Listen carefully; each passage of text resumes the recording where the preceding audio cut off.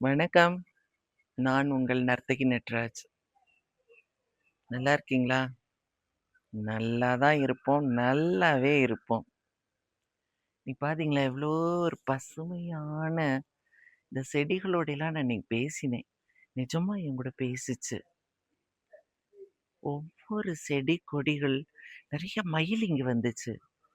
எல்லாத்துக்கும் எப்படியான உணர்வுகளும், அந்த உயிரோட்டமும் இருக்குங்கிறது எல்லாம் எனக்கு பார்த்தப்ப அவ்வளோ சந்தோஷமா இருந்தது.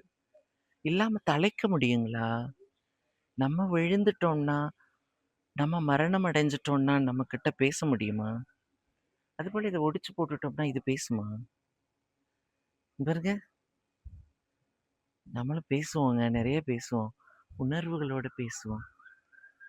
இந்த உலகம் நமக்கானது மாத்திரம் இல்ல.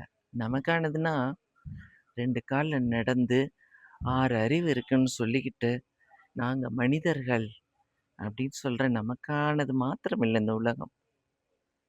நமக்கு தெரிஞ்ச உயிரினங்கள், வாழும் ஜீவராசிகள் எத்தன 1000 கோடியோ! நமக்கு தெரியாதது இன்னும் எத்தன 1000 கோடி இருக்கோ தெரியாது. உணர்வுகள மதிப்போம். உயிர்கள மதிப்போம். இந்த பிரபஞ்சத்துல இதுகளுக்கு இருக்கிற உரிமைகளுக்கு மதிப்பு குடுப்போம்.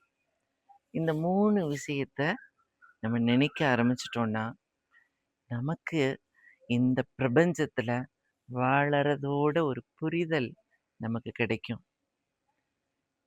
ஒருத்தர கொல்றதுக்கு அல்லது வீழ்த்துறதுக்கு, ஏன் உங்க விரோதிகளா கூட இருக்கலாம். பார்த்தீங்களா, யாரோ ஒரு பறவை வந்து எனக்கு நல்ல ஒரு அருமையான சத்தம் குடுத்து என்ன ஆதரிக்குது. ஆமா. ஒரு எதிரியவோ, யாரையோ வீழ்த்தணும்னு நெனச்சா, அவங்கள ஆயுதங்களாலேயோ, அல்லது அவர்கள தாழ்த்தி, உடல் பலத்தாலேயோ வீழ்த்த வேணாங்க.